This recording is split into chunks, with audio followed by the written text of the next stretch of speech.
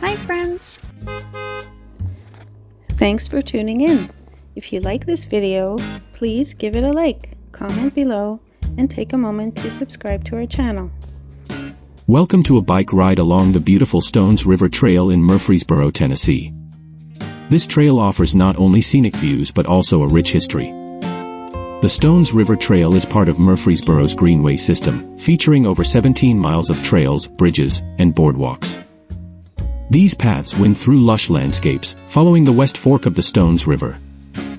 The trail is perfect for biking, walking, jogging, and enjoying nature. The river itself is named after Uriah Stone, an explorer who navigated it in 1767. The Stones River has three main branches, the West, Middle, and East Forks. Our trail follows the West Fork, which flows through Murfreesboro and eventually joins the Cumberland River near Nashville. As we continue, we'll notice diverse natural habitats, including unique cedar glades. These open areas, found within the Stones River National Battlefield, host rare plants and showcase the region's ecological diversity. Thank you for joining us on this journey along the Stones River Trail in Murfreesboro, Tennessee.